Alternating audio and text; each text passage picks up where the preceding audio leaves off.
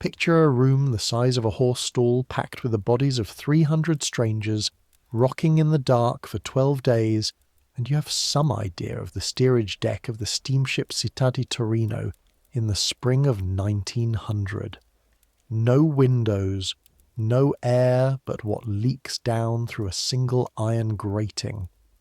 The smell arrives before anything else ever does in this story, and it will not leave you, not for weeks, not really ever. Vomit, and coal smoke, and wet wool, and the sour ammonia stink of a bucket that is supposed to be a toilet for 40 people and has not been emptied since Gibraltar. You're 19 years old. Your name is Calogero Vitale, though your mother called you Turi, and everyone in the village of Bisaquino, in the hills above Palermo, still calls you Turi, and you're lying on a wooden shelf bunk 3 feet above another man's face, gripping a canvas sack that holds everything you own in the world, and you have just understood, with the flat certainty of a stone dropping into a well, that you might not live to see land. The man below you has been coughing since Naples, not the ordinary cough of a smoker or a cold, but a wet tearing sound that goes on and then stops for a moment that is somehow worse than the coughing, and then starts again. His name is Ninu. He is 41, a widower, travelling with a nephew who is 12 and who has not spoken a full sentence since they left port. You know these 2 facts about Ninu because in steerage there is no privacy in which to keep a secret, no wall between one man's business and another's, only a curtain of damp air and the creak of iron and the groan of 300 people's private griefs said out loud because there is nowhere else to put them. You have learned, in 12 days, the whole shape of Ninu's life. His wife dead of fever, his land seized for a debt of 11 lire that his own father owed before him, his decision that there was nothing left in Sicily to hold him. You have not told him your own story, not all of it. You have told him only that your father is already in New York 3 years now, working the docks, and that he sent for you, sent the money for the ticket, 31 lire and 40 centesimi, more money than your whole family saw in a season of good olives, and that you're going to find him at an address written in your father's own crabbed hand on a paper you keep folded inside your shirt, against your skin, because a folded paper against the skin cannot be picked from a pocket by the men who work steerage decks looking for boys travelling alone. You touch that paper now, in the dark, the way you've touched it 40 times a day since Palermo. It has softened at the folds. You're afraid it will wear through before you reach the address it names. This is the first real fear you carry across the ocean, and it will not be the last, and it will not be the worst. The crossing takes 12 days on a fast ship, 14 or more if the weather turns, and steerage passengers do not walk the decks that first-class passengers stroll with parasols and cigars. Steerage passengers stay below, in the hold, on wooden bunks stacked 3 high,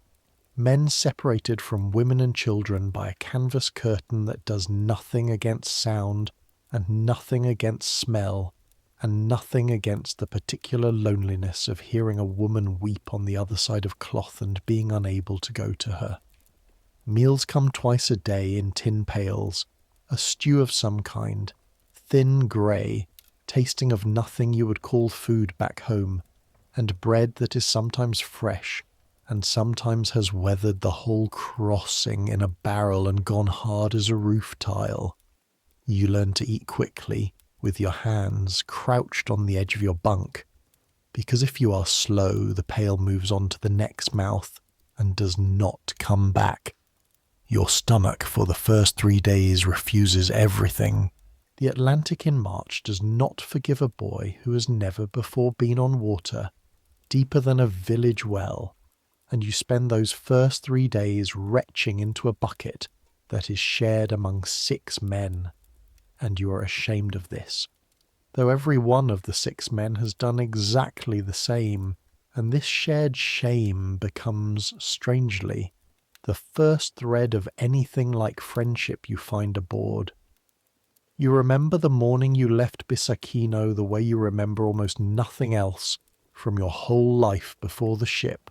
in complete and terrible detail, every second of it separate and hard-edged as a stone in the hand. Your mother did not come to the edge of the village where the mule cart waited, because she had told you 3 days before, flatly, in the voice she used for facts rather than feelings, that she would not watch you go, that she'd watched her own brother go to Argentina 11 years earlier, and had stood at that same edge of the road, and had never in 11 years stopped seeing his back growing smaller against the dust, and she would not carry a second such picture in her before she died. So she said goodbye to you in the kitchen, in the dark before dawn, by the light of a single oil lamp, and she did what she had done every morning of your whole life and would never do again. She pressed both her palms flat against your face, one on each cheek, and held your head still and looked at you for a long moment without speaking, the way a woman looks at a wall she's about to have torn down, memorizing the exact position of every stone. Your 2 younger sisters, Rosa and Felipa, 11 and 8, stood by the cold hearth in their night-dresses and did not understand, not truly, that this was different from every other morning their brother had risen before light to work the terraces. Felipa asked if you would bring her a ribbon from America, and you said yes, and it was the last full sentence you managed to speak in that kitchen without your voice breaking. Your mother packed your canvas sack herself the night before, a spare shirt, a small clasp knife that had belonged to your grandfather, a twist of paper holding a fistful of dried figs, and sewn into the sack's lining where a thief's hand would have to work hard to find it, the paper with your father's address in his own crooked hand, sent across 3 years and 2 changes of lodging to reach you at last. She did not cry in front of you. You learned only much later, from a letter your aunt sent that summer, that she'd gone up into the hills alone that same afternoon to the little shrine above the olive terraces, and had stayed there past dark, and that the aunt had gone looking for her with a lantern out of simple worry, and found her sitting on the shrine's stone step with her shawl pulled over her head, not weeping exactly, just sitting, the way a woman sits with a grief too large to carry standing up. You think of this now, in the dark of the steerage hold, gripping the rail of your bunk, and you understand that the ocean between you and that kitchen is not simply water. It is every morning she will not have your face across the table. Every evening she will set 4 plates instead of 5 out of habit before remembering. Every Christmas that will pass with an ocean in the empty chair, and you carry this weight the whole crossing the way you carry the canvas sack itself. A burden with a shape you can hold but never quite escape. The ticket that bought you this misery cost 31 lire and 40 centesimi, steerage class, one way, on the Navigazione Generale Italiana line, a sum your father earned across nearly 4 months of dock work, and sent home folded into a letter that took 6 weeks to reach Bisaquino. And you understand, lying in the dark, listening to the engines, that this ship, the Città di Torino, 8,000 tons of riveted iron, built to carry 1,200 souls in steerage alone on a single crossing, has become, for the length of this voyage, more powerful over your life than any king or bishop or landlord you've ever answered to at home, because it alone decides whether you arrive at all, and having decided that decides also in what condition. There are children aboard, dozens of them, and the ship's rules make no particular accommodation for them beyond a slightly larger share of milk when the stores allow it. You watch a mother 3 bunks down nurse an infant while gripping, with her free hand, the frame of the berth against the ship's roll, and you think that whatever this crossing is costing you, a 19-year-old with strong legs, and no one smaller than yourself depending on your two hands,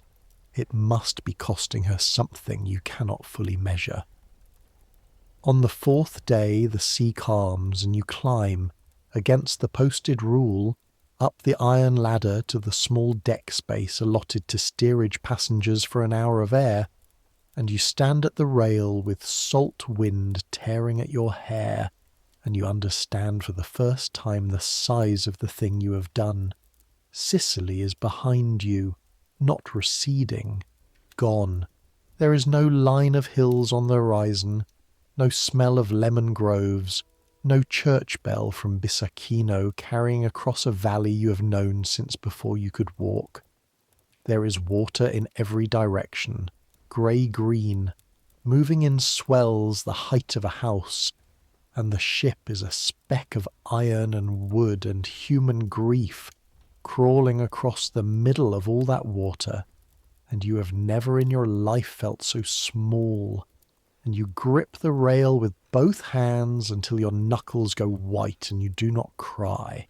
though you want to, because Ninu is standing 3 feet away, and a man does not cry in front of another man, not even a man he has known only 12 days, not even in the middle of the ocean where no one at home will ever hear of it. Ninu's cough gets worse. By the 8th day it wakes half the steerage deck at night. A ragged tearing sound followed by long silences that make you hold your own breath, waiting to hear him draw the next one. His nephew, the silent boy named Pietro, sits beside his uncle's bunk in the dark and does not sleep either. You share your bread with Pietro on the 9th day, break a hard heel of it in half and press it into the boy's hand without a word, because there are no words for what is happening to Ninu, and none of the adults on the deck will say it aloud. But every one of them knows what a cough like that can mean at Ellis Island, and every one of them has begun quietly to be afraid for him. And if they are honest with themselves in the dark, afraid of him too, afraid of what a doctor with a piece of chalk might decide about a man travelling in the same berth row as a consumptive. The storm arrives on the 10th night without much warning beyond a wind that has been climbing since supper, and a captain's order, relayed down through the crew in shouted fragments, that all steerage passengers are to stay below and away from the ladders. The ship begins to move in a way it has not moved before, not the steady roll of ordinary swells, but a corkscrewing pitch that throws unsecured bodies against bunk frames, and sends the shared water pails skating across the floor to crash against the iron bulkhead. And in the pitch dark, the electric lights fail twice that night, plunging 300 people into a blackness broken only by a single emergency lamp swinging wildly from a chain. The sound is worse than anything that has come before. Not just the storm itself, the groan of the hull and the boom of water against the plates, but the human sound underneath it. Prayers in 5 languages said out loud without shame because shame has no room left. Once fear this size moves in, a woman behind the curtain calling on a saint you have never heard of, an old man near you reciting what you recognize from the cadence alone as a psalm, and Ninu beside you, gripping the bunk frame with both hands and saying nothing at all, which frightens you more than any prayer would have, because Ninu has an opinion about everything, and his silence tonight means even he has run out of reassurances to offer. You spend 4 hours believing, in the calm animal part of your mind that does the believing when the rest of you is too afraid to think in words, that the ship might simply come apart around you, that you might die in the dark 3,000 miles from the only ground you have ever called yours, and when the wind finally drops before dawn, and the pitching eases into something merely violent instead of catastrophic, you lie still on your bunk with your heart slamming, and understand that you have just survived one more night this crossing will demand of you before it is through. This is the fear that follows you the rest of the crossing, Not the ocean, not the storm you have already survived, not even the hunger, though the hunger is real and constant and never quite answered, but the fear of the inspection waiting at the end of it all. An inspection you have heard about only in fragments. Rumours passed hand to hand across the whole deck like a single dog-eared letter. A doctor will look into your eyes. A doctor will chalk a letter on your coat if something is wrong with you, and men in uniform will pull you out of the line, and you may be sent back on the very ship that brought you, alone, 3,000 miles back across the water you have just crossed, back to a village with no land and no work and a shame no family can survive. You do not know yet how close to true this rumour is. You will learn. On the morning of the 12th day, a sound comes down through the iron grating that has not come before. Not machinery, not sea, not the ship's own groaning. A low continuous murmur of many human voices, rising in pitch, and then, cutting through it, sudden shouting from someone near the ladder, and the whole steerage deck comes alive at once. 300 people surging toward whatever it is, dragging bundles and trunks in each other, and you are swept up in it with your canvas sack clutched against your chest like a shield, and you climb the iron ladder into daylight for the first time in what feels like a year, though it has been 12 days, and the light hits you so hard after the darkness below that for a moment you're blind, and then your eyes clear, and you see it. The Statue of Liberty stands green and enormous against a white morning sky, one arm lifted, and beyond her the buildings of New York rise up out of the water like nothing you have ever imagined possible. Taller than any campanile in Sicily, taller than the cathedral at Montreal, taller than seems structurally sane. Packed edge to edge along the shore in a jagged grey-brown wall that has no name in your language because your language has never needed a word for a thing this size. Around you on the deck, 300 people who have not stopped weeping or praying or shouting since the ladder are doing all three at once. An old woman near the rail crosses herself over and over. A man you've never spoken to grips your shoulder and shakes it, laughing, tears running into his moustache, saying nothing, because there is nothing that needs saying. You feel it too. Something rising in your chest that is bigger than relief, bigger than joy, a kind of terror wearing joy's clothes, because this vast stone and iron promise in front of you is also the thing that will decide in the next few hours whether you live in America or are sent back across the ocean in disgrace, and somewhere in that skyline you tell yourself,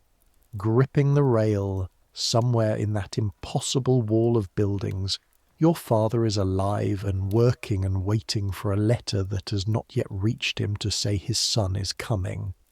The ship does not go to the skyline, not yet, not for you. The ship anchors first in the Narrows, and stays there half a day while officials in launches come alongside and climb aboard to inspect the first and second-class passengers where they stand on the upper decks. A courtesy you will learn later that steerage does not receive. Steerage passengers are not inspected on the ship at all. Steerage passengers are transferred, still carrying their bundles, still salt-crusted and seasick and unwashed from 12 days below, onto a smaller ferry. The barge, the men around you call it, spitting the word like it tastes bad, and the barge does not go toward the skyline either. The barge turns toward a small island near the Jersey shore, a squat red brick building with towers like a fortress, and this is the first time you hear the name that will hang over the next 6 hours of your life like a blade. Ellis Island. You clutch your father's letter against your chest, and Pietro clutches his uncle's coat sleeve, and Ninu coughs into a rag he has kept hidden until now, and the barge pulls in against the dock, and an official begins shouting numbers, and you understand, with your stomach dropping the way it dropped in the first swells of the Atlantic, that whatever this island decides about you, you will not get to argue with it in a language anyone here speaks. They tag you before you're even off the barge. A man in a blue uniform pins a paper card to your coat lapel with your ship's manifest number on it, line 9, number 206, and does the same to Ninu and to Pietro and to every soul coming off that boat, moving down the line fast and rough, not meeting your eyes, and you understand in that moment, with a small cold shock that lodges under your ribs and stays there, that you're being sorted the way your father once described sorting crates of lemons for the export boats, by number, by row, not by name. A woman ahead of you, an old grandmother travelling with 3 grandchildren, has her tag pinned crooked and does not understand enough English to say so, and the man behind her in line straightens it for her without a word, because there is no time to explain and no one to explain it to, and this small, silent kindness between strangers is the first thing that makes you think that maybe, on this island of chalk marks and shouted numbers, you're not entirely alone. Inside, the great hall of the main building rises 3 stories over your head, a vast iron and tile cavern filled with a sound like nothing you've ever heard, 1,000 voices in a dozen languages, Italian and Yiddish and Polish and Greek and Croatian and Arabic, bouncing off tile floors and a vaulted ceiling until it becomes one continuous roar, no single word distinguishable from another, and under it, always, the tramp of feet on the metal stairs, because the inspection begins the moment you set foot on those stairs, though no one has told you this yet. You climb, jostled from behind, your canvas sack heavy against your hip, and at the top of the stairs, unseen by you, doctors in blue uniform stand at a rail and watch every single immigrant climb, watch for a limp, a laboured breath, a hand pressed to the chest, a stumble that might mean a weak heart or bad lungs, and mark, in chalk, the coats of those who fail this first silent test before a word has been exchanged.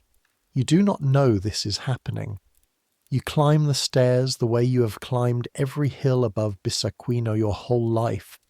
easily, your legs strong from 19 years of walking terraced groves, and you do not feel the doctor's eyes on you, and you do not see the chalk mark that goes onto the coat of the man 3 places behind you in line. A man who was limping only because his boot had come apart on the crossing,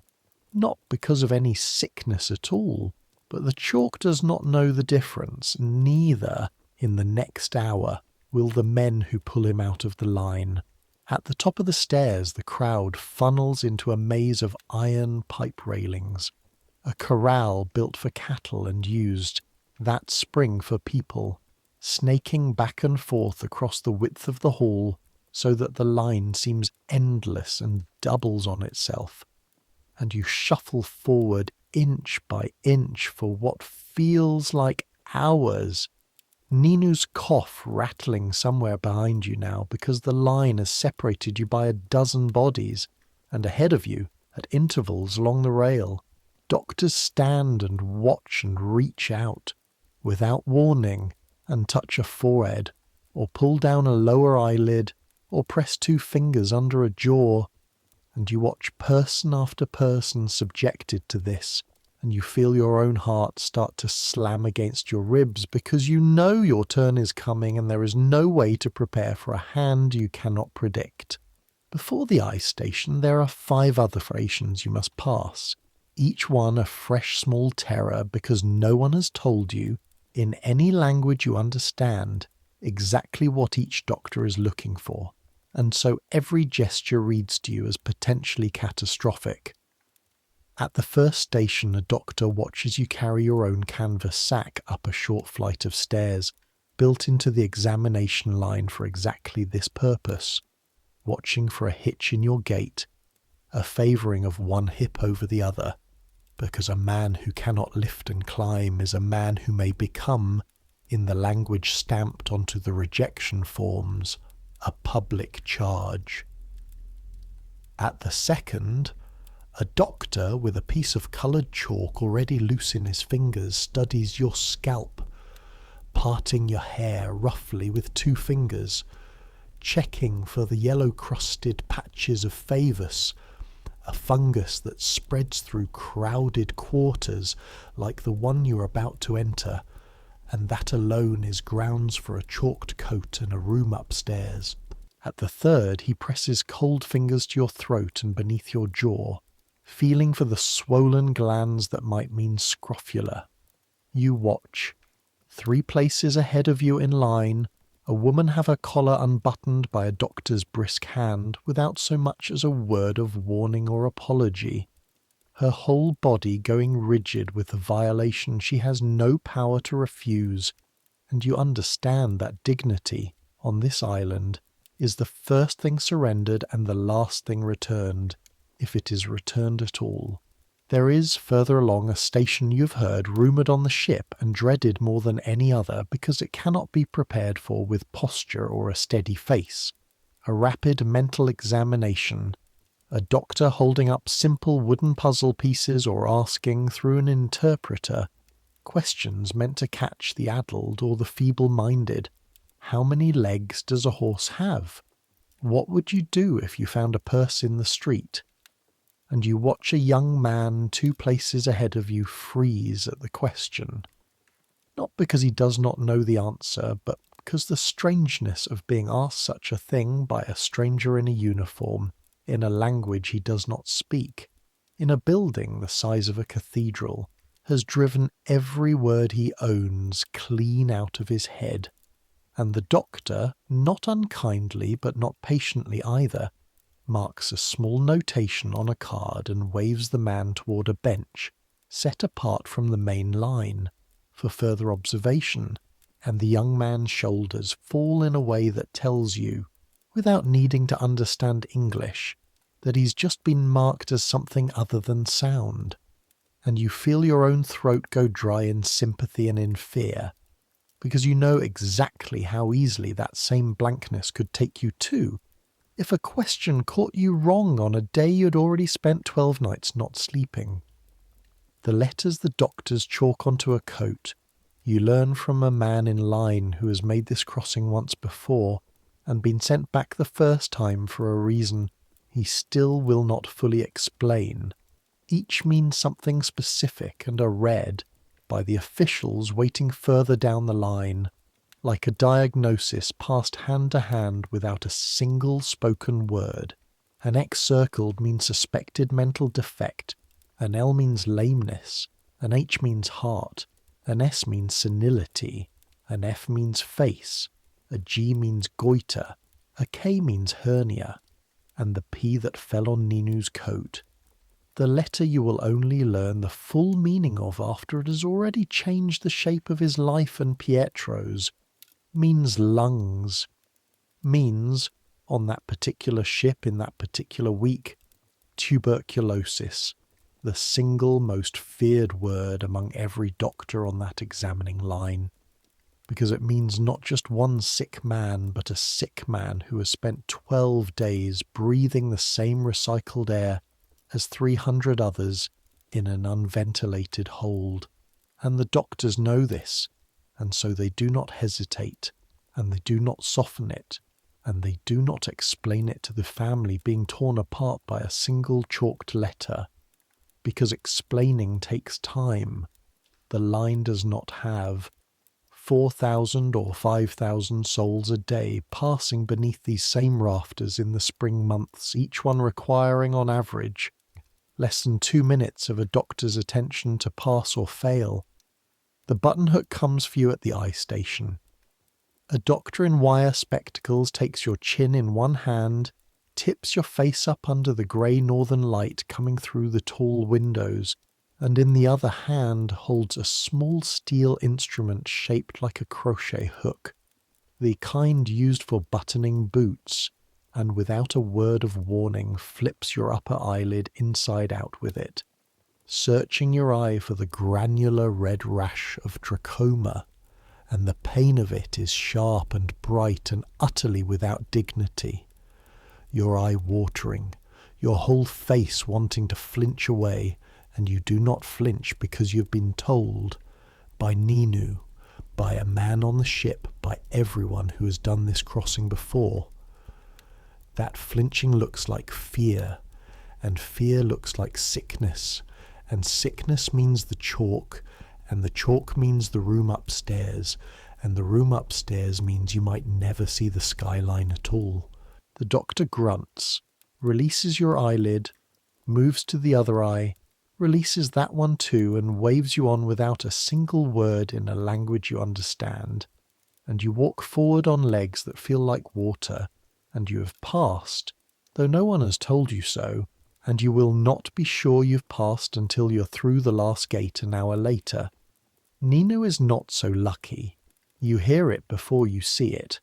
A doctor's raised voice calling for an interpreter, and then the particular hush that spreads through a crowd when something bad is happening to someone else, and everyone is grateful. In the shameful private way people are grateful for such things, that it is not happening to them. You turn, and 3 places back in the line Ninu is bent nearly double, coughing into his hand, and a doctor has a piece of chalk already out, and writes on the back of Ninu's coat, in a fast practised hand, a single letter. You learn later it was a P, for lung. And 2 attendants are already moving toward him, and Pietro, the silent boy, is not silent anymore. Pietro is screaming his uncle's name and grabbing at the older man's coat sleeve with both hands, and an attendant peels the boy off with the flat efficiency of a man who has peeled 100 children off 100 relatives that same week, and Ninu does not fight it. Ninu straightens up, wipes his mouth with the back of his hand, and looks back once, at Pietro, not at you, though you're close enough to see his face. And something passes over it that is not quite fear and not quite grief, but a kind of exhausted resignation that frightens you more than either would have. And then he has walked away through a side door toward the hospital wards on the island's south side, and Pietro is left standing in the line, alone, 12 years old, in a country whose language he does not speak,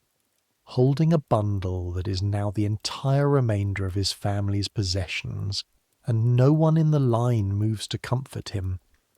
because everyone in the line is afraid that stepping out of formation, even for kindness, will be read by the doctors as some kind of infraction, and this single image, this boy standing alone in a cattle pen of iron rails while his uncle is walked away through a door marked in a language he cannot read. This is the first thing you understand, really understand, in your body and not just your head, about what this country is going to cost people before it gives them anything back. You reach out and take Pietro's hand yourself, because someone must, and the boy grips it so hard your fingers ache, and you do not let go for the rest of the inspection. Though holding a stranger's child's hand while your own papers are checked is exactly the kind of thing you have been warned not to do, because officials distrust confusion, and a boy without a guardian is a problem for which the island has rules you do not know. The legal inspection comes after the medical one, at a row of tall desks where interpreters stand beside uniformed inspectors, and the 29 questions begin. Your name, your age, your occupation, whether you can read and write, whether you have money, how much, whether anyone paid your passage, whether you have a job waiting, which is a trick question, because a job waiting is against the law of contract labour, and the honest answer can get a man sent back as readily as the dishonest one. And you have been coached on this too on the ship by men who have done this before. Say you go to your father, say you will find work yourself. Do not say a job is arranged. even if it is, because the law fears organised labour contracts more than it fears an idle man. You answer in the dialect of Bissaquino, and the interpreter renders it into English for the inspector, in a flat-board voice that has said these same sentences 10,000 times that month alone. And the inspector barely looks up from his ledger, stamps something, waves you through, and it is over, faster than the fear of it, the way the worst things in life so often are. You show the $6 you carry, all you have left after the ticket and the 12 days, because the law requires that an arriving immigrant show he will not become what the officials call a public charge, and $6 is enough. Barely. Though you have heard of men turned back for having only 4, and you understand that the amount required seems to shift, depending on who is asking and how tired they are and how long the line has been, and there is no arguing with a number that changes, so you simply hold out what you have and hope, and it is enough. Not every family in that line is so fortunate. Ahead of you, a man travelling with a wife and 3 children is asked to show his money and produces, after fumbling through 2 coat pockets with hands that have gone visibly unsteady, a sum the inspector deems short. $4 and some odd cents for a family of 5, not the same standard applied man to man, but judged in that moment by an inspector already 300 cases into a long shift, insufficient for a household this size, and the man is pulled aside to a bench of detention while his family is permitted through, and you watch the wife stand frozen at the fork between the 2 paths, one hand still holding her husband's sleeve and the other gripping her youngest child, unable to make herself walk toward the stairs that would separate her from him, even for what the officials promise will be only a night or 2, while a relative in the city is sent for with the difference in cash, and an attendant finally has to peel her hand loose the same flat. Practiced way the attendant peeled Pietro from Ninu, and she goes, weeping, glancing back over her shoulder every few steps. And you understand, watching this, that the $6 in your own pocket is not a fixed law of nature, but a number some tired man behind a desk decided was enough for you on this particular morning, and that the same number, judged by the same tired man an hour later, against a different family's different arithmetic of mouths to feed, can just as easily not be enough at all. There is no appeal available to a family standing at that desk beyond the mercy of whichever official happens to be occupying it. And mercy, you're already learning on your very first morning in this country, is not something written into any law you have been shown. Pietro, still gripping your hand, is question 2, and here the trouble you feared arrives. A boy of 12, alone, his only relative taken to the hospital ward for observation, and the inspector frowns and calls for a supervisor, and for 11 long minutes you stand in the growing crowd behind you, feeling the press of impatient bodies, while 3 officials confer in English over Pietro's head about what is to be done with him, whether he must be detained until his uncle is either cleared or deported, whether he has any other family in New York who can be sent for, and you understand perhaps 1 word in 10 of what is said, and Pietro understands even less, and stands gripping your hand and staring at the floor,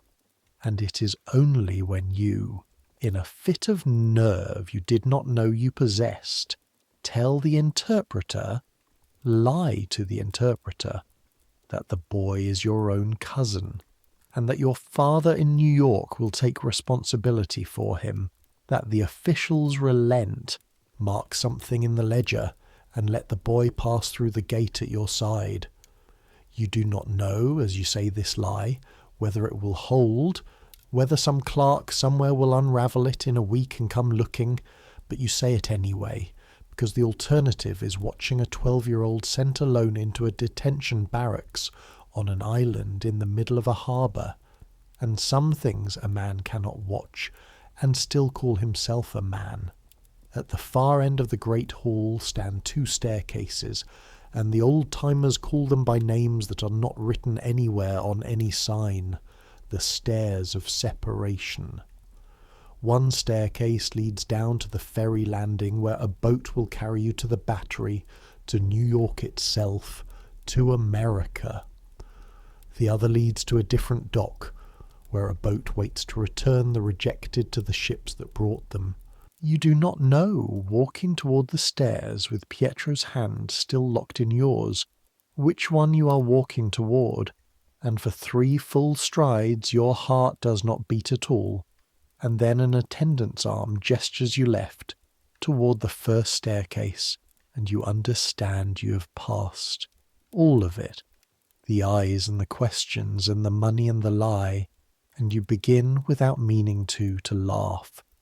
A short, broken sound with no joy in it yet, only the release of 6 hours of held breath. And you go down the stairs into a wide room they call the kissing post, where families reunite in a noise of weeping and shouting that outdoes even the great hall above.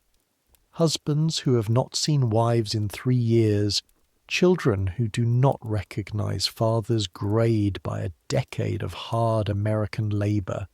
and you scan the crowd for a face you have not seen in 3 years yourself, praying the letter you carry against your skin has done its work and that someone is waiting. No one is waiting for you. You stand at the bottom of the kissing post amid 200 reunions that are not yours, Pietro's hand still in your fist, both of you scanning a sea of strangers' faces for the one face each of you needs, and it does not appear. An hour passes. The crowd around you thins and refills and thins again as boat after boat unloads its cargo of the newly landed, and no man matching your father's description, heavy-set, moustached, a scar over one eyebrow from a childhood accident with a plough, comes to claim you, and the fear that had lifted on the stairs comes back down over you like a wet blanket, colder now, because this is a fear with no chalk mark and no rule to explain it. Only the plain fact that you're standing in a country of 76 million strangers with $6, a silent orphaned boy attached to your hand by a lie you told an hour ago, and a paper address softening in your shirt that may or may not still be true. You have survived the ocean and the buttonhook and the stairs of separation, and none of it, you're beginning to understand, was the hard part. The hard part is standing at the Battery in the failing light of a March afternoon, with an address in a hand you can barely read in the dimness. No father, no guide, and a boy who is now, in every way but blood, your responsibility. A man approaches you in the crowd outside the ferry landing, well dressed by the standards of everyone around you, a decent coat, a watch chain, speaking Italian in the accent of the north, Genoa perhaps, not Sicily, and he is kind or performs kindness expertly, and he asks if you need lodging, if you need work, if you know where you're going, and something in you, exhausted past reason, wants very badly to hand your whole burden to this stranger and let him solve it, and it is only Ninu's voice in your memory. Ninu, on the 8th night of the crossing, warning you in the dark about the runners who wait at the landing to fleece the newly arrived, who will walk you to a boarding house that charges triple rent for a bed crawling with vermin, who will sell you a job that does not exist for a fee that is real. It is only that memory that makes you grip your father's letter tighter and say, in the flattest voice you can manage, that you already have somewhere to go. And the man's kindness evaporates in an instant, replaced by a shrug and a look that tells you he has 50 other newly landed fish still swimming in this same net. And he moves on to the next family stepping off the boat, and you watch him go and understand that you have just had your first small victory in America, and it cost you nothing but the willingness to distrust a friendly face, a skill you suspect you will need to sharpen considerably in the weeks ahead. You ask directions of a fruit seller near the elevated train, showing him the paper with your father's address. A tenement on Elizabeth Street. In the district, everyone simply calls Mulberry Bend, or among the Sicilians, the Quarter. And the fruit seller, hearing your dialect, switches into it himself with the pleasure of a man meeting a countryman, and walks with you 3 blocks out of his way to point you toward the elevated train station, refusing the coin you try to press on him. And this, too, becomes part of the fragile new fact you are learning, that America is not one thing. It is a friendly face, and a fleecing face wearing nearly identical coats, and the only defence you have is to learn fast which is which.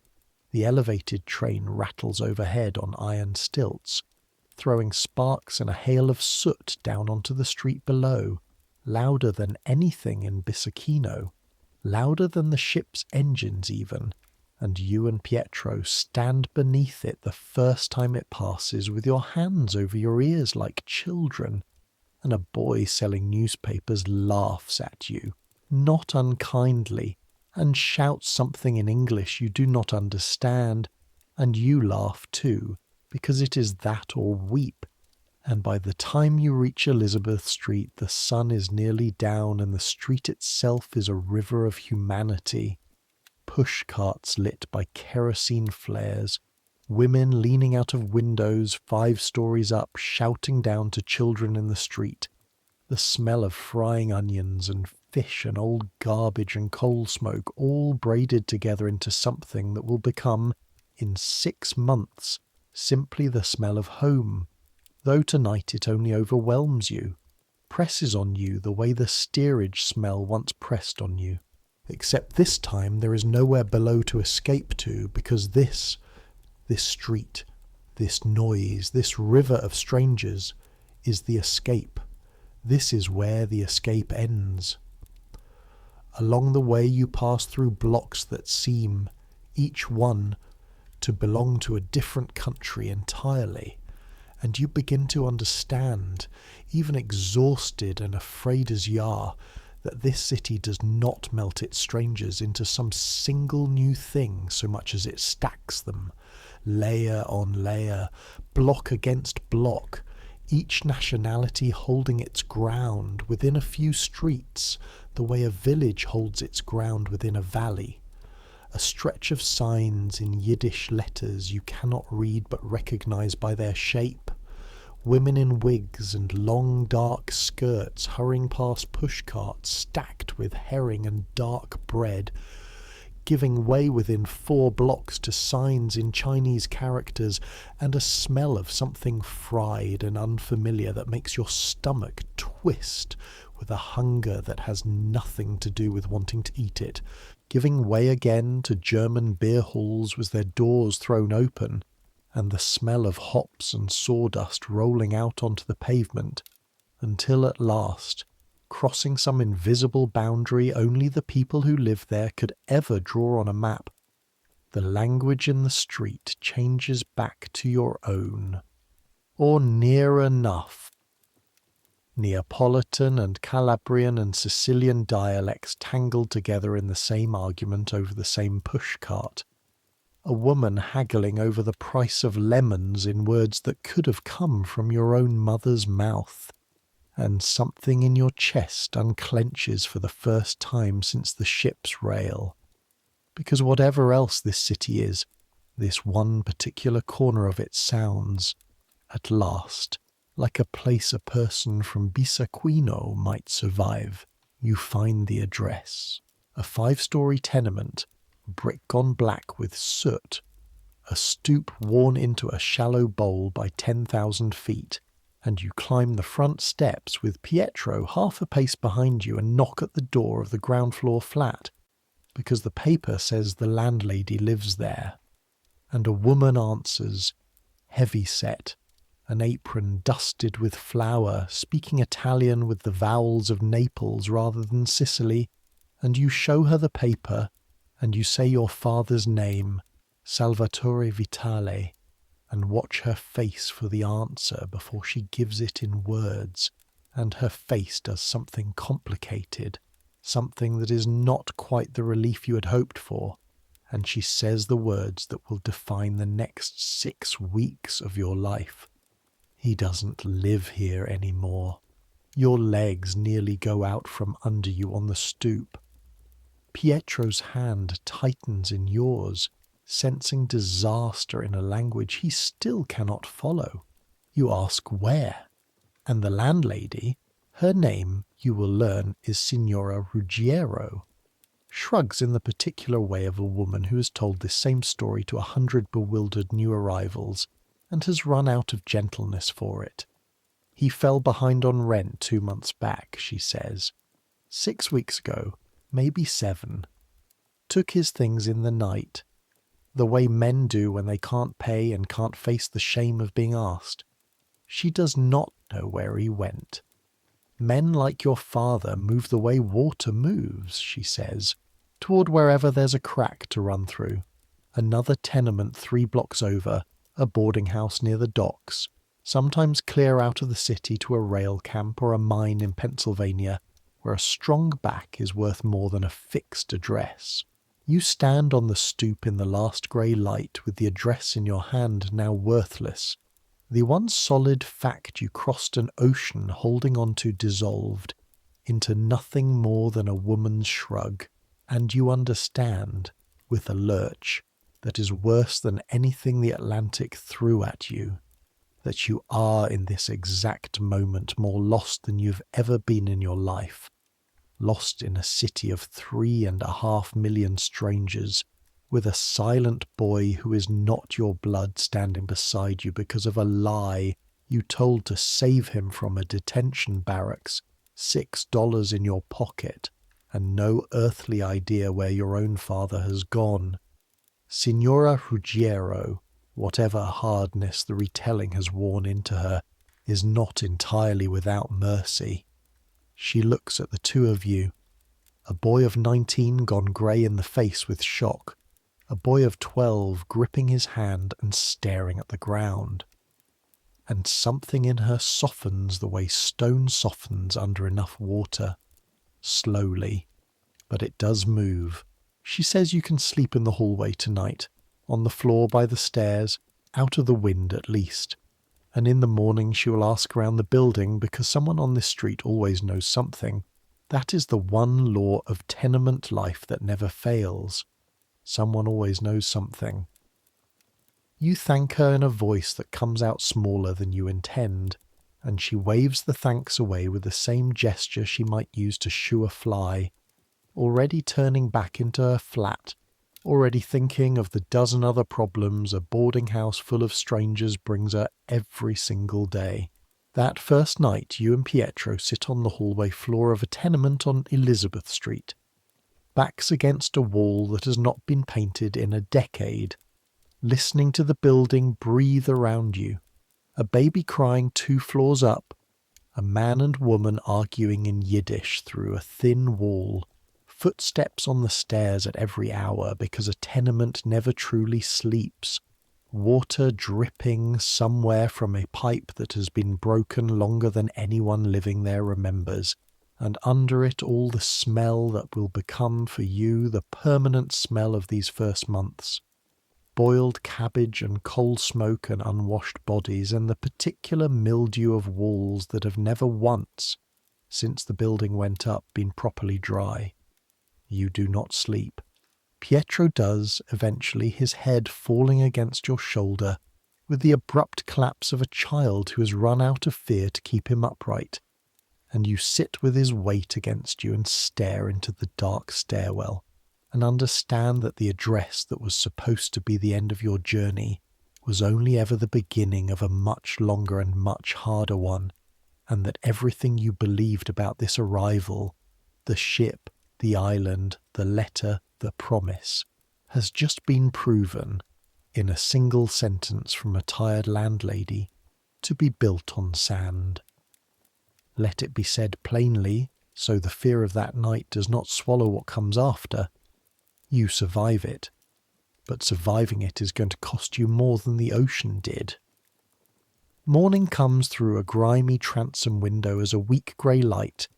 and Signora Ruggiero, true to her word, has already asked around before you're even fully awake, stiff-necked from the hallway floor, Pietro curled against your side like a stray dog that has decided you are his. A boarder on the 4th floor, a man from a village not far from Bisacchino, remembers your father. Remembers him, in fact, quite well, because your father used to play cards with him on Sunday afternoons before the money ran too thin for cards, and says he heard second-hand that Salvatore Vitali had taken work with a labour gang laying track for the new subway excavation uptown. Work that came with a bunk in a company boarding house near the digging, somewhere in the 50s, though he could not say exactly where. It is not much. It is a direction where yesterday there was none, and you take it the way a drowning man takes a plank, with both hands and no questions about how sturdy it is. You do not have the fare at first to go looking properly. 5 cents for the elevated train is 5 cents you and Pietro cannot easily spare when your combined fortune has shrunk. After one night's floor rent, Signora Ruggiero charges even for the hallway to just over $5, and you understand within 24 hours of landing in America a fact that no one told you on the ship, that money here does not last the way you imagined it would, that a nickel spent on a train fare is a nickel not spent on bread, and every choice from now on will be a small mathematics of hunger against distance, of today's need against tomorrow's, and you have never in your life had to do this kind of arithmetic before, because in Bisacquino there was simply nothing to buy and so nothing to choose between. You walk instead. You and Pietro walk the length of Manhattan Island from Elizabeth Street north through streets that change character every 10 blocks. The pushcart chaos of the quarter giving way to the German beer halls of the Bowery's edge, giving way to warehouses, giving way at last to a vast torn wound in the earth, where men in shirt sleeves swing picks and shovels into raw rock under the eyes of foremen with pocket watches, building the underground railway that the newspapers have been shouting about for a year. A tunnel that will one day let a man travel the length of the island in minutes instead of hours, though the men digging it will mostly never afford to ride it. You ask after your father at 3 separate boarding houses clustered near the excavation before a foreman, sweating despite the cold, chewing an unlit cigar, tells you, "Yes, Vitale, big man. Scar over the eye. Worked here 3 weeks. Moved on when the gang finished this stretch. Gone to another site further north. Maybe 96th Street. Maybe further, hard to say. These gangs move like the work moves, and there is no ledger anywhere that tracks a man's wandering the way you need one to. 3 weeks. 3 separate addresses in 3 weeks. You begin to understand your father not as the fixed point you crossed an ocean toward, but as a man being blown, like you are now being blown, from crack to crack in a city that has no patience for men without money, and something in that understanding, that your father is not safely arrived and settled as his letters home always implied, but is himself still scrambling, still one bad week from the street, frightens you more than the buttonhook did. You do not find him that week, nor the next. For 11 days you and Pietro survive on what you can piece together. A half-day's pay for hauling ice blocks at 4 in the morning for a delivery company that hires whoever shows up strong enough to lift. 75 cents for 4 hours of work that leaves your hands so cold and cracked they bleed at the knuckles. A night's floor space in a hallway here or a stable loft there, traded for an hour's labour sweeping or hauling. Bread bought a loaf at a time from a bakery on Mott Street that sells day-old loaves at half price after 8 in the evening, a fact you learn only because a woman in line ahead of you, seeing your face and Pietro's, tells you without being asked. Another of the strange small kindnesses that keep arriving from strangers, even as other strangers try just as hard to cheat you. You learn to eat standing up, walking, because a body in motion looks employed, and a body sitting still looks like a target. Whether for a policeman moving vagrants along or a thief sizing up who still has coins left to lose. On the 12th day, exhausted, your feet blistered through boots that were never meant for New York's cobbles, you and Pietro are resting on a step near a mission church on Worth Street,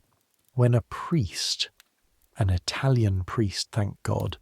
though from Naples, and therefore, technically, in the ancient reckoning of Sicilian village pride, still something like a foreigner,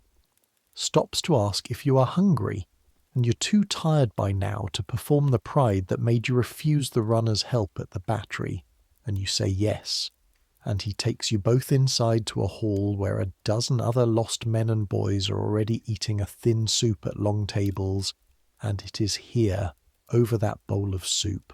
listening to the priest read out a list of names from a ledger he keeps of men who have asked after other men, that you hear it. A boarder, 2 tables down, hearing your surname mentioned in your own quiet conversation with Pietro, looks up and says, "Wait, Vitali, big man, from near Bisaquino, works construction. I know that man. He's boarding on Elizabeth Street again. Moved back down a week ago when the Uptown gang broke up for lack of contract money. Same street you started on. Number 41, not 39.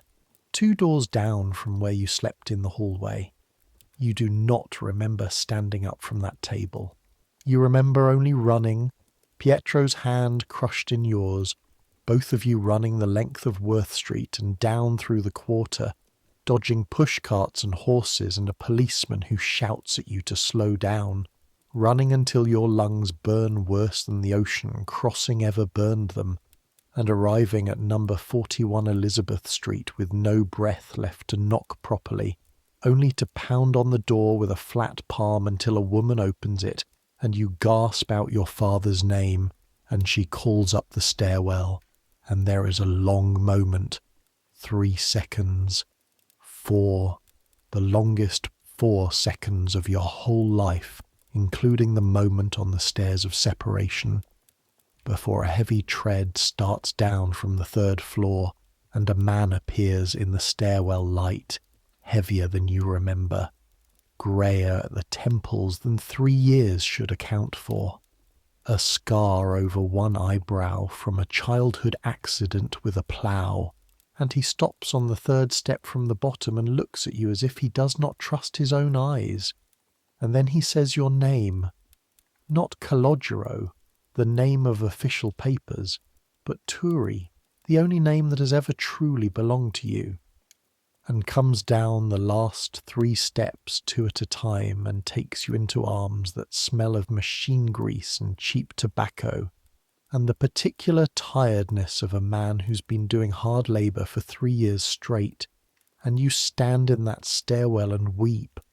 Finally, after 12 days at sea and 6 hours on an island, and 11 days lost in a city of strangers, weep the way you did not let yourself weep at the ship's rail or the stairs of separation, because you are, against every reasonable expectation you had built during those 11 days, found. It is the end of the terror. It is only the beginning of the work.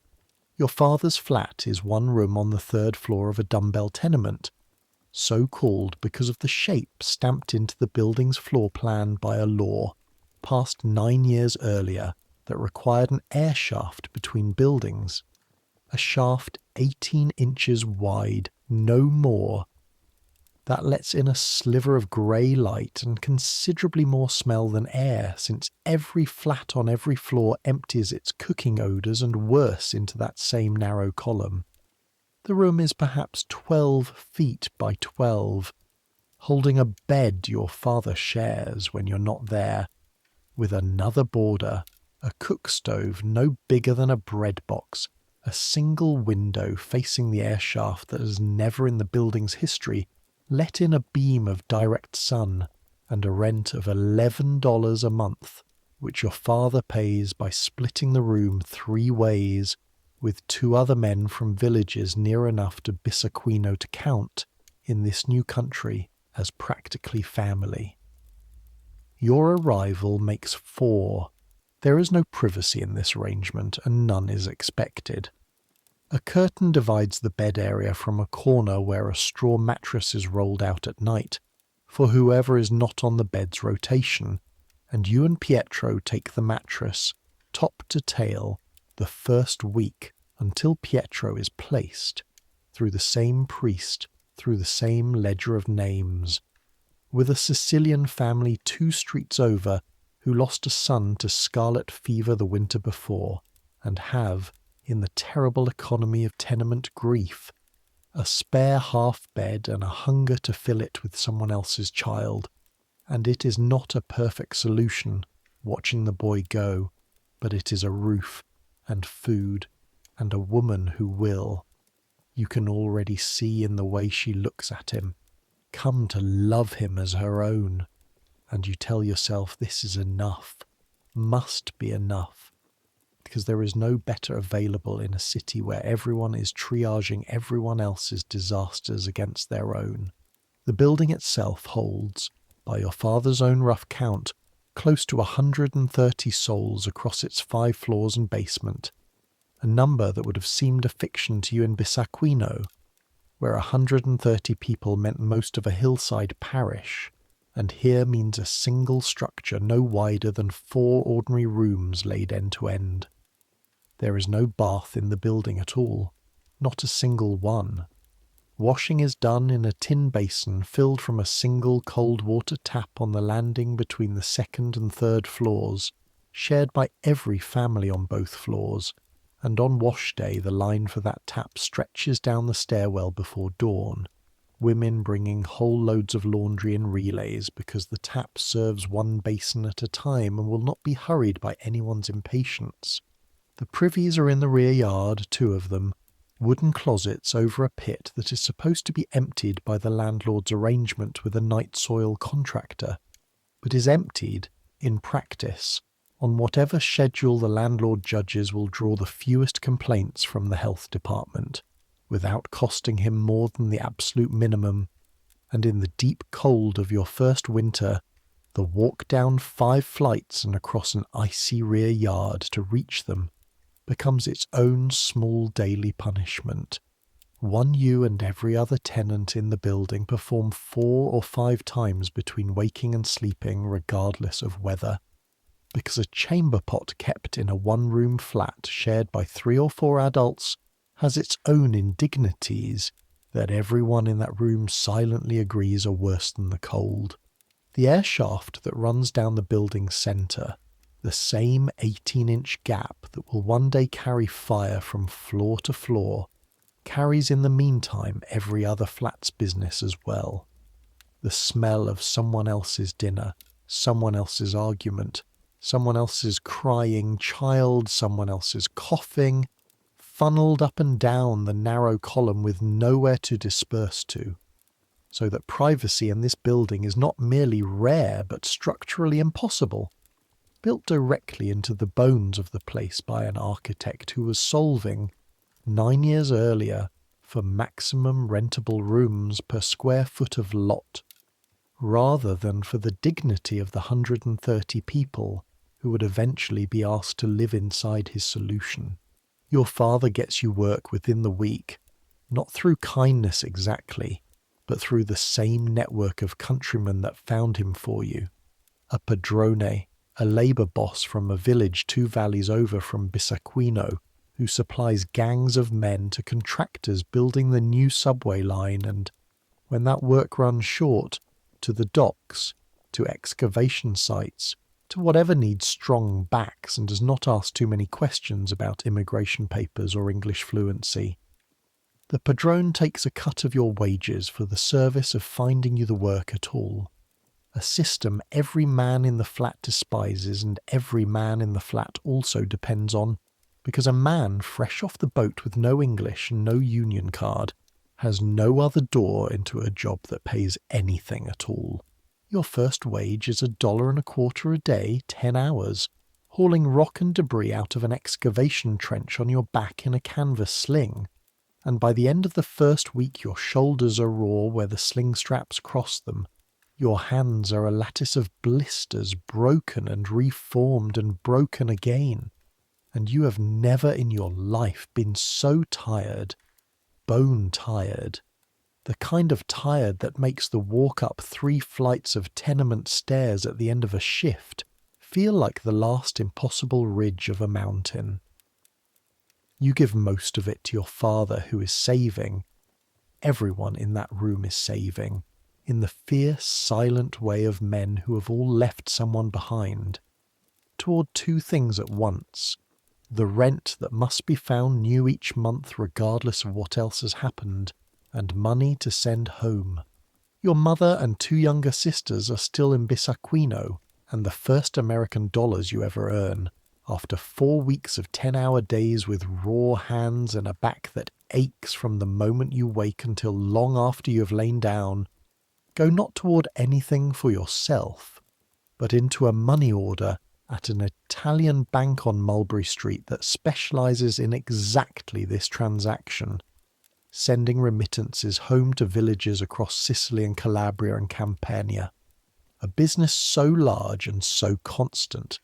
that the storefront banks along that street handle more mailed money each week than some official post offices in the villages receiving it. You send $4 that first month. It is not much, converted. But you know, because your father has told you in the flat voice of a man reciting an old grief, that $4 sent home is more than your mother might see in cash across 2 months of ordinary village life, and the knowledge that your raw hands are buying your sister's bread 3,000 miles away is the single fact that makes the raw hands bearable. The work is not steady. This is the part no letter home ever mentions, the part your father's own letters never mention to you across 3 years, because a man does not write home to say the work has stopped for 2 weeks, and he is living on bread and hope. Excavation gangs are hired by the contract, and contracts end. And between contracts there is a scramble each morning at 5, standing in a crowd of 30 or 40 men outside a lumberyard or a dock gate, where a foreman appears and picks, by eye, by the look of a man's arms, by whether the foreman happens to like the look of your face that morning, who will work today and who will not, and you learn in your first month what it is to stand in a crowd of desperate men at dawn in the cold, willing a stranger's gaze to land on you, and to watch it land instead on the man beside you, and to walk home having earned nothing on a day when the rent clock has ticked forward regardless. You learn, too, that the work itself can turn on a man in an instant, without any warning at all beyond the ordinary sounds of a job already 3 weeks old. In your second month, on the excavation site further downtown where your father's gang has been reassigned, a timber shoring wall gives way without a sound anyone can afterward agree they heard, and a man 2 positions down the trench from you, a Calabrian named Rocco, not yet 30, married 8 months, who has shared his tobacco with you twice that week without being asked, is buried to the chest in a slide of loose earth and broken planking before anyone can shout a warning worth shouting. The gang works with bare hands and shovels for 11 minutes to free him, your own fingernails splitting against buried rock, your palms scraped raw through gloves that were never meant for this, while the foreman stands at the trench's edge shouting for men to keep clear of the unstable wall rather than climbing down to help, because a foreman's job, you understand watching him, is to protect the contract schedule first and the men filling it second, and this is not spoken aloud as policy, but is nonetheless perfectly, brutally clear in how he behaves. Rocco lives. His leg does not properly.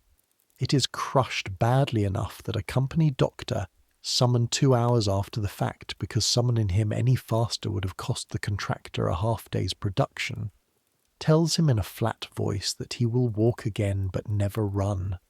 never climb a ladder with confidence, never again do the one kind of work he has ever known how to do. There is no payment for this beyond the half-day's wage he had already earned before the wall gave way, no fund, no promise, nothing but a collection taken up hastily among the gang itself, quarters and dimes passed hand to hand into Rocco's wife's apron, while she stands at the trench's edge with her hands pressed to her mouth,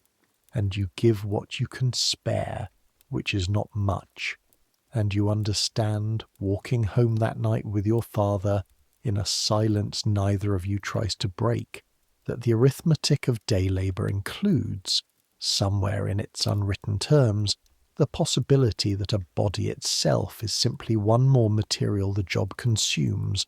the way it consumes rock and timber and rented hours, and that no chalk mark on Ellis Island ever warned you of this particular danger, because this danger was never the government's to inspect for. It was simply the price of the work, paid in advance by every man who took it, whether he knew he was paying it or not. It is on one of these idle mornings no work found that your father takes you, instead of to a dock gate, to a hall on Grand Street where men from the ladies' garment trade, cloak-makers mostly, and a scattering of general labourers who have wandered in out of curiosity or hunger for company, are holding what he calls a meeting, though it is nothing like the meetings you imagine from that word, nothing orderly at all, a hall packed with 200 men and a scattering of women shouting over each other in 5 languages about hours and wages and the previous month's strike in the shirtwaist trade uptown, a strike that won some concessions and lost others and has left the whole immigrant working quarter buzzing with an argument that has clearly been going on for weeks. Whether a union of men who cannot even agree on a common language can ever hold together long enough to face down a factory owner who has all the money and all the police on his side. You do not fully understand the debate, your English still thin as paper, but you understand the temperature of the room, the way 200 exhausted people can still find, somewhere under the exhaustion, a kind of furious hope, and a man near you, seeing your face, translates fragments for you in a rough mix of Italian and English. They are asking for a 10-hour day instead of 12, he says, and for the bosses to stop docking, pay for thread the machines waste, and for an end to the fines a girl pays out of her own wage if she's 5 minutes late,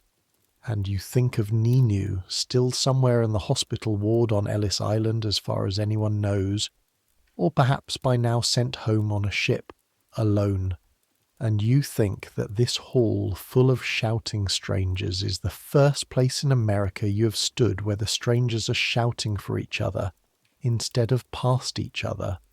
and something in that steadies you.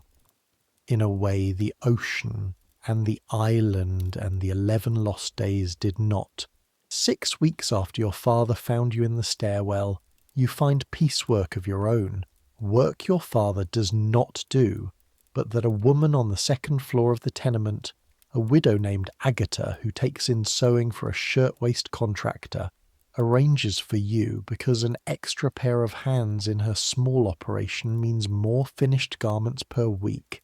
and a bigger share for everyone, including a green boy who has never held a needle in his life, but learns fast because hunger is an excellent teacher. You sit at a table crowded into the corner of Agatha's own one-room flat. 2 other women, a girl of 14, and now you.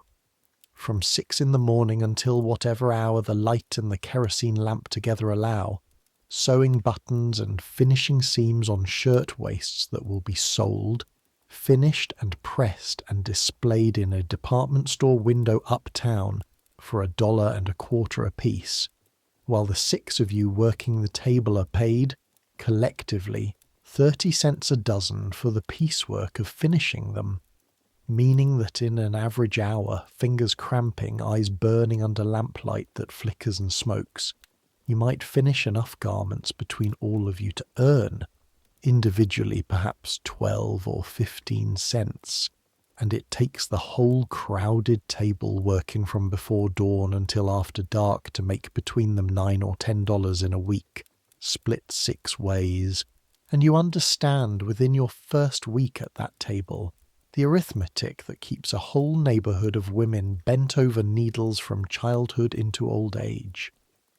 That piecework pay is calculated to be just enough, spread across just enough hours to keep a family fed and a rent paid, and nothing more, ever, no matter how fast the fingers move. Agatha herself has been at this same table, or one very like it, for 11 years, since she arrived from a village outside Palermo with a husband who died of a fever his second winter in America, and left her a widow with 2 small children and no trade, but the one her own mother taught her, a needle and a length of thread, and the discipline to make both do more work in an hour than seems reasonable to ask of any pair of human hands. She keeps a small ledger of her own, not for the contractor's benefit, but for hers, a column of figures in a hand she taught herself to write, after arriving unable to read at all, tracking every dozen finished and every cent paid, because she has learned the hard way that a contractor's own count and a seamstress's own count rarely match, and that a woman who cannot produce her own tally has no standing to dispute a shortfall when the Friday envelope comes up 80 cents light. The girl of 14 at the table, whose name is Concetta, arrived from Naples only 4 months before you did, and works the table not because her family cannot spare her, but because her family cannot survive without what her hands bring in 6 days a week, the 7th reserved by an uneasy truce with the parish priest who still expects to see her at Mass, however tired her eyes are. You watch Concetta's fingers move across a seam faster than yours ever manage even after weeks of practice, and you understand that speed like hers is not a gift but a scar, the visible mark of years already spent at tables like this one in a country she does not remember choosing. Twice that spring an inspector from the health department climbs the tenement stairs to Agatha's flat, ostensibly to check the room against the new tenement house law's requirements for light and air and cubic feet per occupant, and both times word has travelled up the block a full hour ahead of his arrival. A boy paid a penny to run ahead and warn every flat doing piecework along the row, so that by the time he actually knocks, the bundles of half-finished shirtwaists have vanished into a false-bottomed trunk kept for exactly this purpose, and the table sits empty and innocent, 4 women and a girl doing nothing more alarming than mending their own family's clothes, and the inspector, who by his own tired face has performed this same charade in 40 flats already that week, and knows perfectly well what he is not seeing, makes his notes, accepts a cup of coffee. Agatha presses on him with a steadiness that gives away nothing, and leaves, and within the hour the trunk is open again and the table is back at its true business, because the contractor's deadline does not pause for a health department's fiction any more than the rent does, and you understand, watching this small performance repeated twice in one season, that everyone in this arrangement, Agatha, the inspector,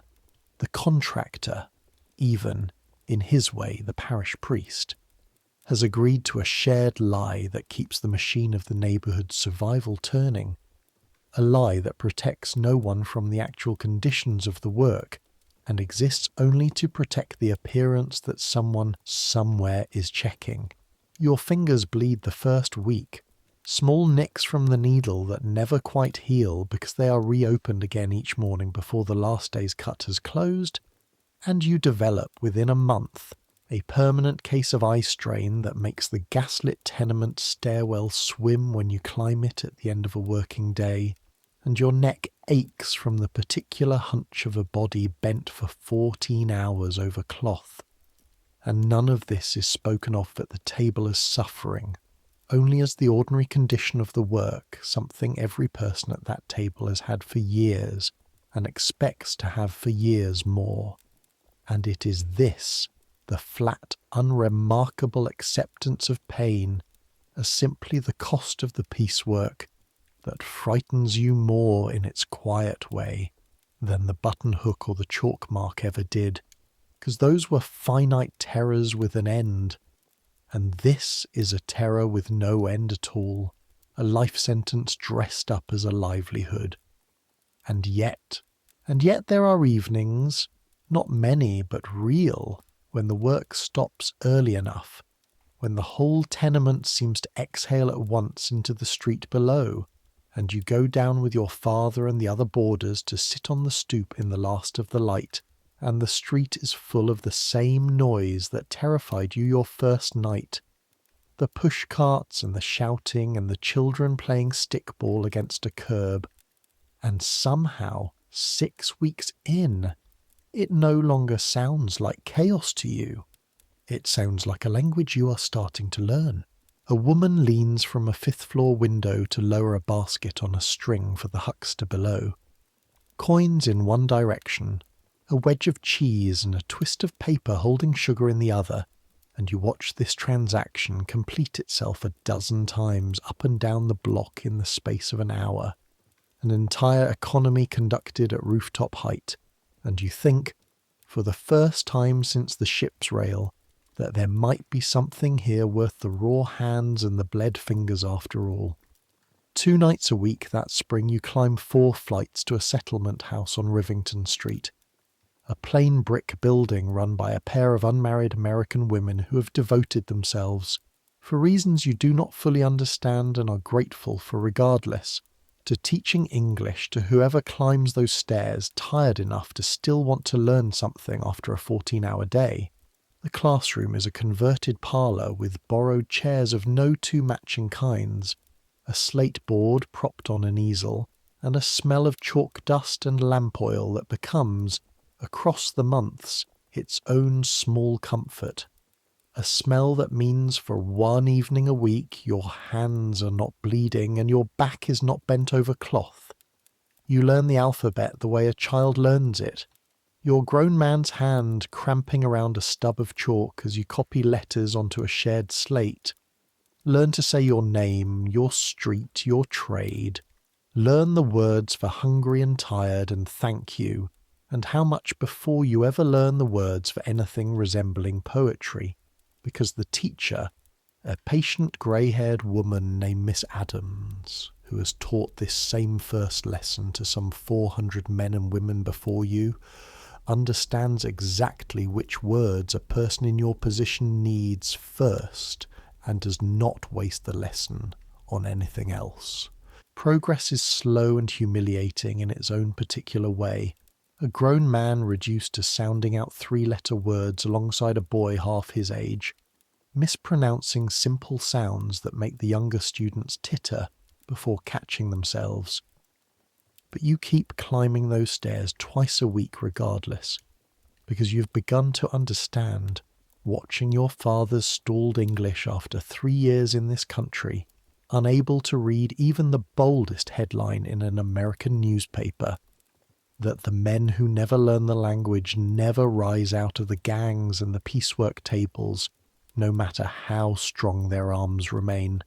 and you are determined, quietly, stubbornly, not to still be hauling rock in a canvas sling when you're your father's age. By early summer you can read a simple sentence off a shop sign without sounding it out letter by letter, and the first time you manage it, a grocer's placard advertising eggs at 19 cents the dozen, read clean through in one unbroken breath while your father watches, surprised from 2 steps behind. Something in your chest lifts in a way that not even the sight of the Statue of Liberty from the ship's rail quite managed. because that had been a promise made to you by a country that did not yet know your name, and this is a promise you made to yourself and kept with your own two hands. Tired as they were, summer arrives in the quarter as a kind of siege. By July the heat settles into the brick and tar paper and does not lift, not at dawn, not at midnight, and the airshaft that carries every neighbour's business up and down its narrow column carries the heat too, trapped and multiplied by 100 cook stoves and 100 crowded rooms, until the whole building becomes, by August, an oven that never fully cools. Sleep indoors becomes nearly impossible. You and your father drag a thin mattress up to the tar paper roof most nights that month, along with half the building's other tenants, staking out a few feet of tarred surface between chimney pots the way a man stakes out a plot of ground, and you learn to sleep through the sound of your neighbour's children crying in the heat, 2 chimneys over, through the occasional argument that flares and dies just as fast between exhausted adults who have run out of patience for the heat and for each other, through the mosquitoes that rise off the standing water in the rear yard where the privies sit and find every inch of exposed skin. It is on this same roof, in this same heat, that the word begins moving through the quarter in low, frightened voices that a case of cholera has been confirmed 3 blocks over, in a building not unlike your own, and though it turns out, after a tense 10 days of quiet dread, to have been a single case and not the beginning of the epidemic, every adult in the building remembers from stories of the old country, or from an outbreak 2 summers back that took 11 souls off this very street. The fear itself moves through the tenement the way the heat does, inescapable, settling into every room regardless of what any door can keep out. Your father tells you, in the flat voice he uses for the hardest truths, that summer is the season a poor man fears most in this city, worse in its way than winter's cold, because heat and crowding and standing water breed a sickness that does not ask a family's nationality or a man's wages before it takes a child, and that the infant mortality in buildings like yours runs, by the estimates the settlement houseworkers quote at their evening classes, to nearly 1 in 5 children lost before their 5th birthday, a number so far beyond anything you knew in Bissaquino that you have to ask him to repeat it before you believe you've understood the English correctly. You think of Rosa and Philippa, safe for now on a hillside 3,000 miles from this particular danger, and you find yourself grateful, for the first time since you left, for the ocean between you and them. The feast of San Gennaro is not strictly your feast. He belongs to Naples, and you are Sicilian, and there is an old, half-serious rivalry between the two that surfaces in every argument over whose bread is better or whose saints work harder. But in a quarter where Sicilians and Neapolitans and Calabrians are packed together 5 to a room, whether they like each other's home villages or not, the September feast becomes everyone's feast, because it is the one night of the year the whole street agrees to stop calculating rent and piecework long enough to breathe. Mulberry Street is strung end to end with lights, hundreds of them, threaded on wires between the tenement fire escapes, and a wooden platform is raised at the corner where a brass band plays music that is half old country and half something new, being invented right there on the spot by musicians who have been in America only a little longer than you have, and a statue of the saint, carried on the shoulders of 6 men, moves slowly down the centre of the street while women pin dollar bills, real money, hard-earned money, a whole day's piecework pinned to a ribbon in a single gesture. To the ribbons draped across his robes, a gesture of thanks or petition or simple defiant joy that you do not fully understand the theology of but feel completely in your chest as the procession passes close enough that you could touch the plaster hem of the saint's robe, and you find yourself, without deciding to, reaching into your own pocket and pinning a dime to the ribbon. A dime you cannot really spare because some things are not about arithmetic. That night you and your father and half the tenement climb, after the procession has passed and the band's music has softened into something for dancing, up onto the tar paper roof of the building. The tenement roof being in this quarter less a rooftop than a second street, a place where mattresses are dragged out on the worst summer nights for anyone too broke or too poor to escape the city's heat any other way, where laundry lines crisscross overhead like rigging on a ship, where children play in relative safety above the traffic and the horses,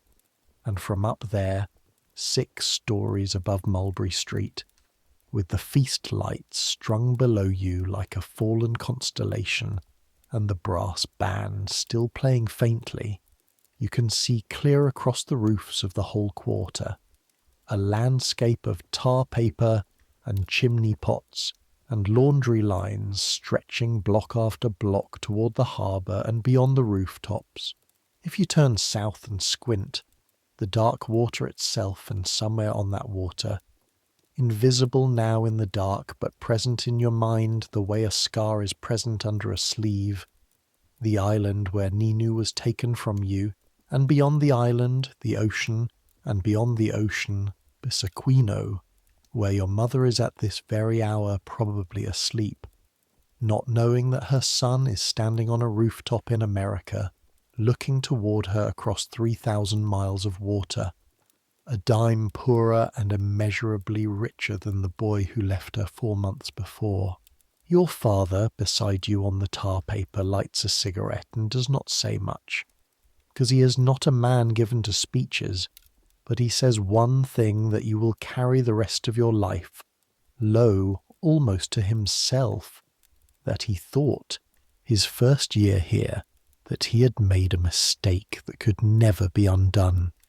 that he had traded a hard life he understood for a harder one he didn't, and that it took him the better part of 2 years to understand that the trade was not between a hard life and an easy one. There was no easy one on offer anywhere in the world for a man like him. The trade was between a hard life with no floor under it,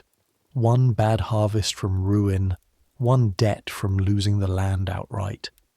and a hard life where the floor, thin as it was, at least held, where a man's own 2 hands, badly paid as they were,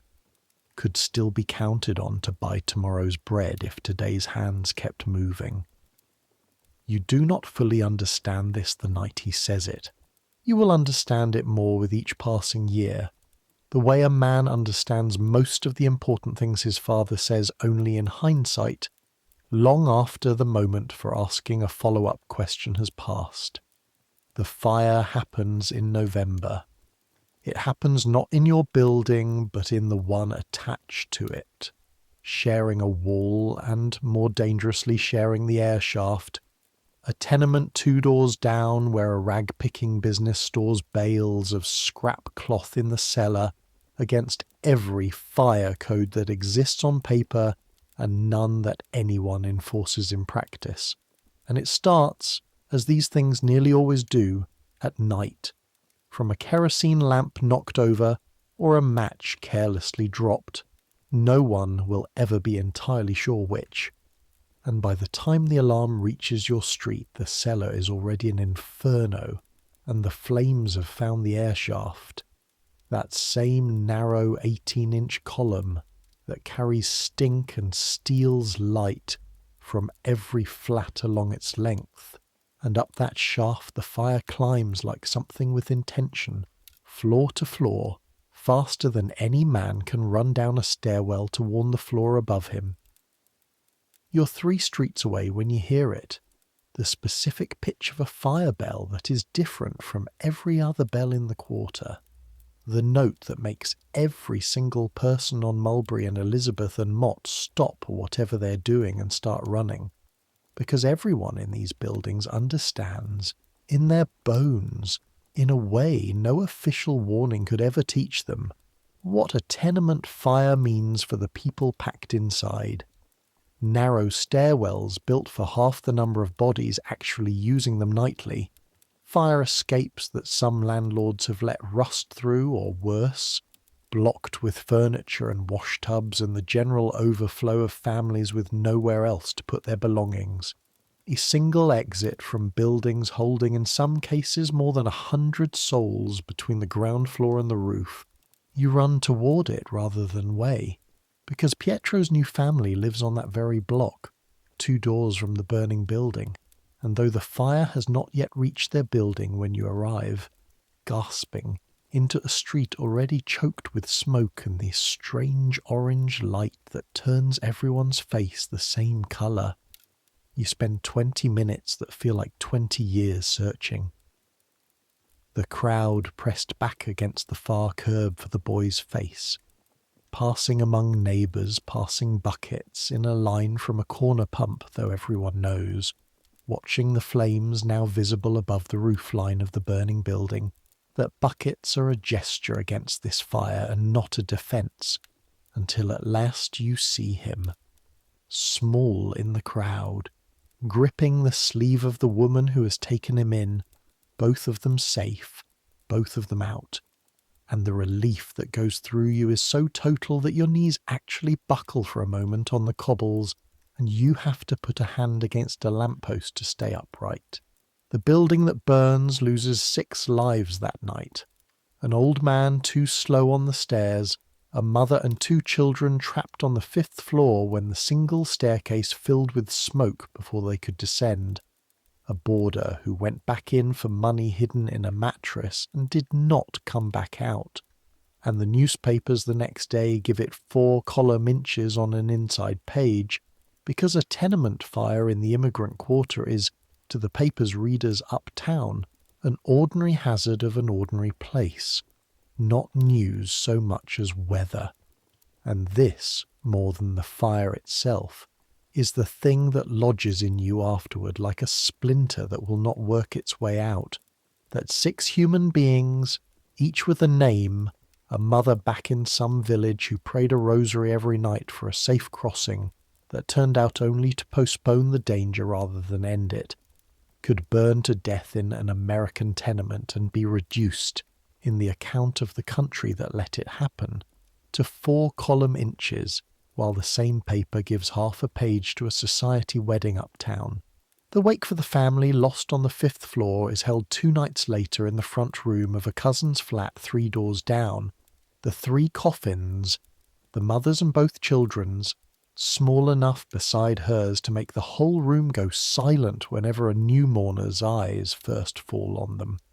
Laid out on trestles borrowed from the corner undertaker, who has extended credit for the arrangements, because he knows, as everyone on that block knows, that the family has nothing beyond what the block itself will raise, and it is the block that raises it. A mutual aid society that half the tenants on Elizabeth and Mulberry belong to, a modest weekly due of a dime or 15 cents paid into a common fund precisely against a catastrophe like this one, pays out enough to cover the burial plot and the undertaker's fee in full, and what the society's fund does not stretch to cover, the neighbours supply directly. A pot passed hand to hand through the wake itself, coins and small bills dropped in by people who have, themselves, almost nothing to spare, because the unwritten law of the tenement block is that a death like this one belongs to everyone on the street, and not only to the family standing nearest it. You stand in that crowded front room with your father, the smell of melting candle wax and incense, and underneath it, faintly, the smell that will not entirely leave a burned building for months, and you watch women you barely know kneel beside the small coffins and pray, in a language that is not their own but has become, in this room, on this night, everyone's language, and you understand that this pooling of dimes and grief and prayers among strangers who happen to share a stairwell is itself a kind of institution every bit as real and load-bearing as any bank or church back home, built by people who arrived with nothing and discovered, in the arriving, that the only insurance available to them was each other. 6 weeks after the fire, a stricter fire escape law finally clears the city council, a law the newspapers credit to a reform committee of uptown ladies and downtown clergy, though everyone in your building understands, without anyone saying so directly, that 6 lives paid for whatever paragraph of that law will keep the next building's airshaft from becoming the next building's chimney. Signora Ruggiero's landlord, prompted by an inspector newly emboldened by the changed law, finally clears the furniture and washtubs that have blocked your own building's fire escape since before you arrived. A small and almost absurdly overdue correction that nonetheless makes you sleep, for the first time since November, without listening quite so hard for the particular pitch of a fire bell in the dark. It changes something in the way you listen at that Union Hall on Grand Street after that night. You go back the following week not merely to accompany your father, but on your own account, and you listen this time not as a curiosity, but as a man beginning to understand that the 10-hour day, and the fire escape law, and the fines docked from a girl's wage, and the airshaft that steals light and carries flame in equal measure, are none of them separate grievances, but a single grievance wearing several coats, and that the 200 exhausted voices in that hall, however hopelessly they disagree about tactics and language and which union should lead, are at least trying, in the only way available to people with no other leverage, to put a floor under a life that has none. That spring the argument in the hall on Grand Street stops being merely words. A contractor 2 blocks over, a maker of ladies' cloaks who has ignored 3 separate petitions from his own workroom over the winter, cuts piece rates by another 2 cents a dozen. The same week he raises the rent he charges for the sewing machines his workers must lease from him by the month. A machine of his own factory that costs him perhaps $40 new, and that he rents out machine by machine at a rate that will pay for itself 3 times over across a single year of a woman's wages, and the workroom, 40-some women and a dozen men, walks out on a Tuesday morning in a single unplanned motion that surprises even the union organisers who've been circling that shop for months trying to build exactly this kind of nerve. You go with your father to stand outside the factory gate on the second morning of the walkout, not because you work there, but because the Union Hall has asked every man and woman in the quarter who can spare an hour to come stand in numbers, since numbers are the only weapon a shop full of seamstresses has against a factory owner who has hired. Within a day of the walkout starting, 4 private guards and, by the 3rd day, has convinced a sympathetic police captain to station 2 uniformed officers at the gate as well, ostensibly to keep the peace, and in practice to make it plain whose peace is being kept. You watch a striking girl no older than Conchetta pushed hard enough by one of the hired guards that she goes down on the cobblestones and skins both palms,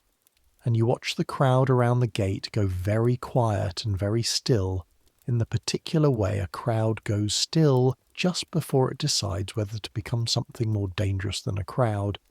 and it is only a union organiser's voice, sharp and fast, calling out over the murmur for calm, for witnesses, for someone to fetch a reporter from one of the English papers who's been sniffing around the story all week, that keeps the morning from turning into something with blood in it. The strike lasts 9 days. It ends not in triumph, but in a compromise so modest it can hardly be called a victory at all. Half the wage cut restored, the machine rental fee frozen at its old rate, No formal recognition of the union at all. And yet the walkout back into that workroom on the 10th morning, the seamstresses filing back to their machines with their heads up rather than bowed, feels to you, watching from the gate, like the first time you've seen people who look like the people at a garter's table win anything at all against people who look like the men who own the buildings they live in, and you carry that image with you back to your own table the following Monday, threading a needle with hands that feel, for the first time since you sat down at that crowded corner 4 months before, like they belong to someone with a future and not only a wage. Winter comes hard that year, the cold finding every gap in the tenement's brick, and coal for the little stove becomes, like everything else, an item in the daily arithmetic. A nickel's worth bought at a time from a coal dealer on the corner, because no one in the flat has the ready cash to buy a full scuttle at once. Even though buying small amounts costs, per pound, nearly double what a full scuttle would. Another one of the small cruelties of poverty that you learn that winter. That being poor is expensive, that the poor pay a premium for buying in the tiny quantities that poverty forces on them. A nickel of coal, a penny's worth of kerosene,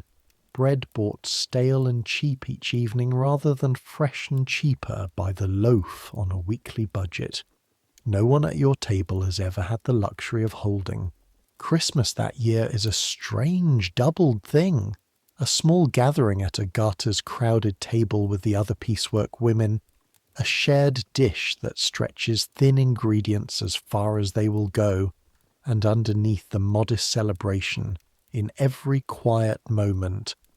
the awareness of the ocean between you and the family this holiday used to mean, your mother and sisters 4 months now on the receiving end of your dollars, 4 months into a version of your absence that has become, itself, its own kind of ordinary. You write a letter that Christmas, labouring over it by lamplight after a 14-hour day at a garter's table, your hand cramped from the needle, finding it strange and slow to hold a pen instead. And you do not write about the fire or the raw hands or the 11 lost days, or Ninu, whom you have still, 4 months on, no news of at all. You write instead about the feast, about the lights on Mulberry Street, about your father's health, which is good, and about the $4 a month that will, God willing, keep coming, and you understand as you seal the letter that this is what every immigrant letter home has always been, since the first ship ever crossed any ocean for any reason. A curated hope, true in its particulars and false in its proportions, because a mother 3,000 miles away can do nothing with the true proportions except suffer them uselessly. And a son's mercy, sometimes, is simply to spare her that. A letter arrives back from Bisakino in February. 6 weeks after your Christmas one went out, delayed further by weather that has closed the mountain roads twice that winter, and your father reads it aloud to you and the 2 other boarders by the light of the little stove, because your mother's hand, though careful, is not one you have fully learned to read yet on your own. Your eyes still faster with English letters copied off a slate than with the looping Italian script of a woman who taught herself to write mostly from copying Psalters. She writes that the $4 arrived safely, converted at the bank in Palermo into lire, that bought, among other things, a new pair of boots for Filippa, whose old ones had split clean through at the sole, and enough seed potatoes to plant a proper row this spring, where the family's own small plot had gone fallow the year before for want of money to buy any. She writes that Rosa has grown 3 inches since you left, and complains daily that she will be taller than you by the time you return, a joke that makes your father laugh out loud in the lamplight and makes something in your own chest tighten in a way that is not entirely painful and not entirely sweet either, some third feeling that has no name, in neither language. She does not ask when you're coming home. She does not ask, in fact, anything at all about America, about the ship, about whether you are eating enough or sleeping enough or safe. And you understand, reading between the careful lines of a woman who has spent a whole life learning not to ask questions she cannot bear the honest answer to, that she has made the same bargain with herself that you made writing your own letter. Better a curated hope passed back and forth across an ocean than a true accounting. Neither of you could survive holding at the same time. You fold the letter along its original creases, the way you once folded your father's address against your own skin for 12 days at sea, and you keep it. And you will keep every letter that follows it for the rest of your life. A thickening packet of paper that becomes, across the years, its own kind of ocean crossing, carried back and forth between two people who will not see each other's faces again for the better part of a decade, and yet somehow, through nothing more than ink and a shared stubborn love, never quite lose the thread between them. Let this be counted too among the first things that rival cost and eventually gave back. Not merely a floor beneath your own 2 feet, but a way of loving your mother across the whole width of an ocean that no ship's captain and no Ellis Island doctor and no chalked letter could ever fully sever, no matter how hard, in that first terrified hour on the stairs of separation, it had felt like they might. By the spring of 1901, a full year gone since the Città di Torino first put you ashore in a fog of fear and salt and rumour, the shape of your life has settled into something that would have been unrecognisable to the boy who stood at that ship's rail watching Sicily disappear. You have moved with your father out of the shared room with the 2 other boarders into a flat of your own 2 doors down. Still 1 room, still an airshaft, still $11 a month, but yours, or as near to yours as anything in this city ever becomes, for a man with your wages, and Pietro visits on Sundays, growing taller, learning English faster than either you or your father ever will, because children's tongues bend where adults have already set, and there has been at last word of Ninu, not from Ninu himself, but from a cousin of his who arrived on a later ship, and made the rounds of the quarter asking after family the way every new arrival does, and the news is neither the worst you feared nor the best you hoped. Ninu was held 6 weeks on Ellis Island's hospital wards, his lungs found in the end not so ruined as the chalk mark first suggested, and was released, eventually cleared, and is now, as far as anyone can say, working somewhere in a Pennsylvania coal town alive, which after 4 months of not knowing is its own kind of feast day. 2 years after that, in the spring of 1903, Ninu himself appears at the tenement door on Elizabeth Street unannounced, thinner than you remember, and walking with a slight new stiffness in his shoulders that he says the coal town gave him, and will not elaborate further on, but alive, undeniably, gloriously alive. And the reunion in that stairwell is nearly as loud as the one your own father gave you 3 years before. Pietro, 15 now, taller than you, his Sicilian gone faintly accented by 4 years of American schoolyards, flinging himself at his uncle with a force that nearly takes the older man off his feet. Ninu stays a week, sleeping on the same straw mattress you once shared with Pietro that first terrified night,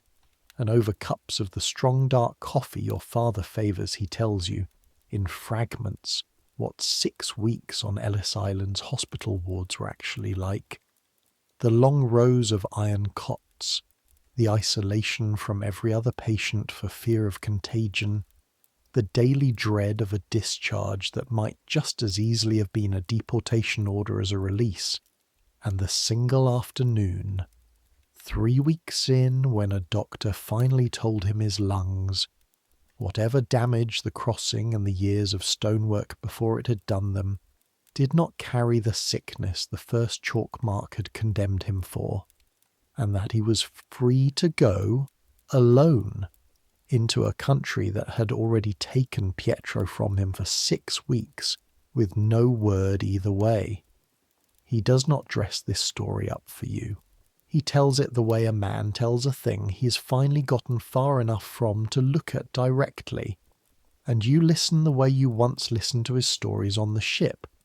except now there is a boy nearly grown standing in the doorway listening too. A boy who was 12 and alone in an iron corral of railings on the day this story truly began, and who is, by every account of every neighbour on this block,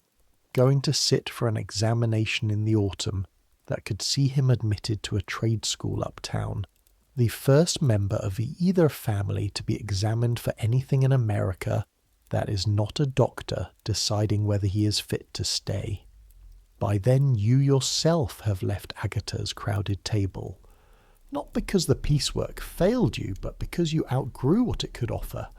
the way a man outgrows a coat bought for a smaller frame. 2 winters of night classes at the settlement house, an English steady enough now to read a contractor's ledger without an interpreter's help,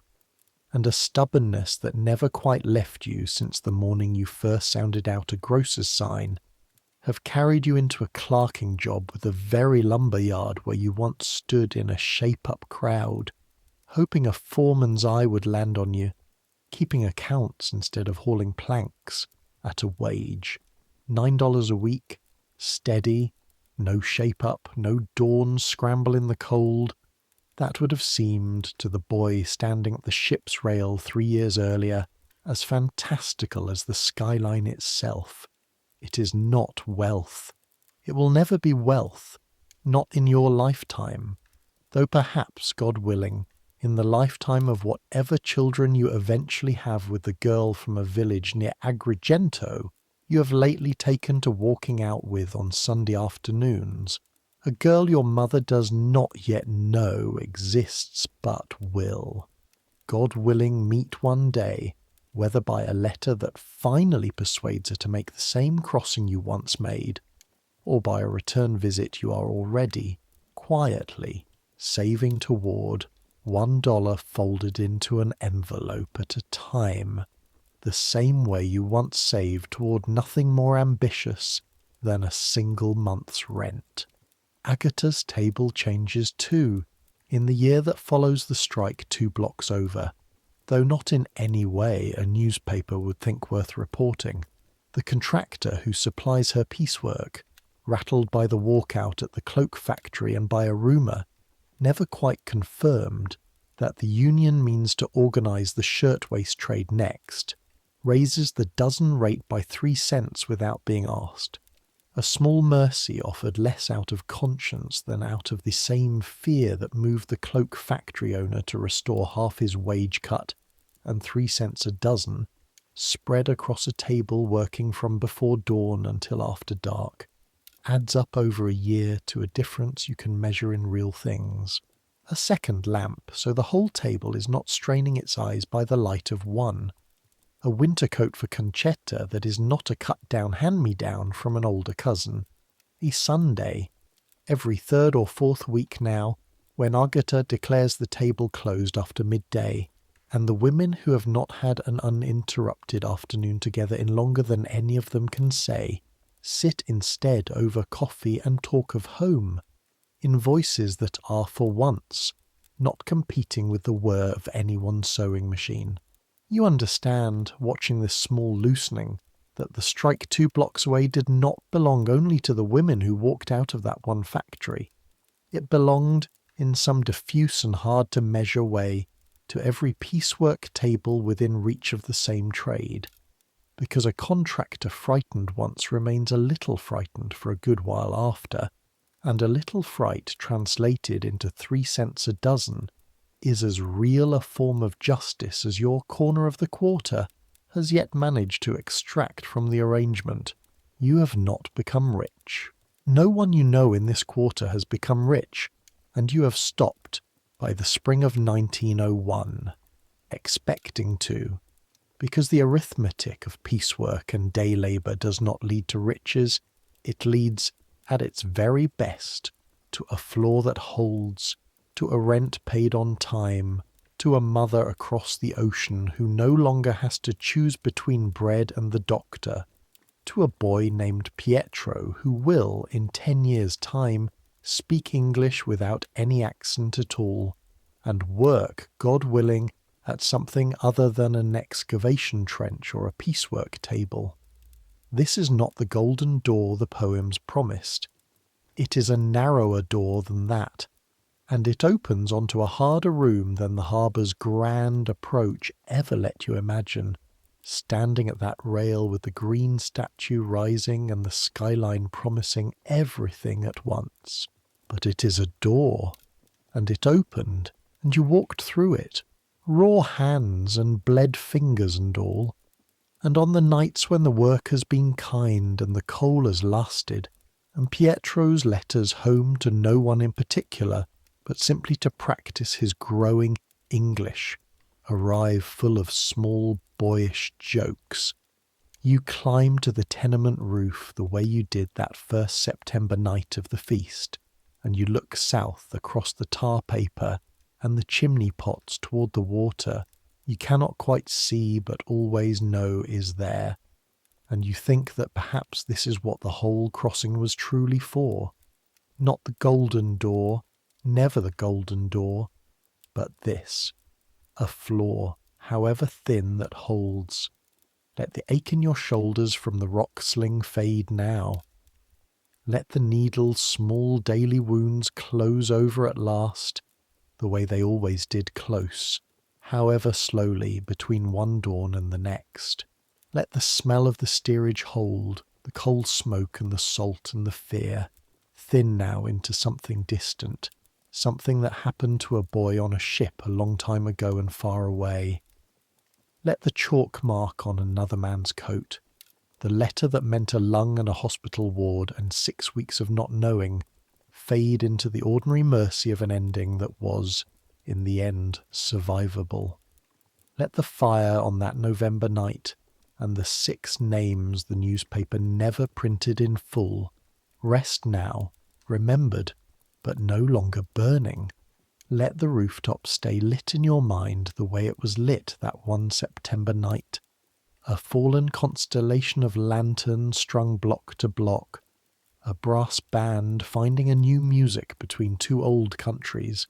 a dime pinned to a ribbon because some things are not about arithmetic. Centuries will pass. The ships will change from coal-fired steamers to jet aircraft, crossing the same ocean in 7 hours instead of 12 days. And the island with the buttonhook and the chalk will close its doors and become a museum where visitors walk through the great hall in silence, reading names off a wall instead of hearing them shouted across a crowd. The tenements will fall, most of them, to the wrecking ball, or be renovated into apartments that rent for more in a month than Turi Vitali earned in half a year of raw hands and bled fingers. The needle trade will move to other cities, other countries, other desperate hands bent over other machines, but people will still cross oceans and hard borders with everything they own in a single bag, clutching a paper address that may or may not still be true, hoping a stranger's kindness outnumbers a stranger's cruelty, sending money home to mothers who wait by other doors in other villages, doing arithmetic against hunger, building a floor $1 at a time under a life that started with nothing beneath it at all. Some things don't change. The fear of the first hour in a strange country does not change. Nor does the stubborn, unreasonable hope that gets a person up the gangplank in the first place, and up the tenement stairs every evening after, and back to the piecework table every dawn, one more day, and then one more after that, until the days become, almost without anyone noticing the exact moment it happened. A life, somewhere tonight, in a room not so different from the one on Elizabeth Street. Someone is folding a paper address into the lining of a bag, memorizing a mother's face by lamplight, promising a small sister a ribbon they are not yet sure they will ever be able to afford. Somewhere a ship is crossing dark water toward a green statue and a jagged skyline. And somewhere a family is standing at the bottom of a staircase very like the kissing post, scanning a crowd of strangers for the one face they came all this way to find. You cannot help them from here, but you can hold this much steady in your chest as you drift, that most of them, like Turi, like Pietro, like Ninu, will be found, will find work, will fold a letter along its creases and keep it, will climb, eventually, some rooftop of their own, and look back across the water toward the people they left, and discover that love, when it has nowhere else to travel, learns to travel on paper and arrives anyway. You're safe tonight. The ocean is very far away, and the chalk mark was never meant for you, and the address you are looking for, wherever it is, will be found. Let the noise of Mulberry Street settle into a hush. Let the brass band's last song fade under the roofline. Let the harbour go quiet, the green statue standing watch over water gone dark and still. Let sleep take you now, all the way down, past the ache and the fear and the years, into a rest that no crossing can disturb. Good night.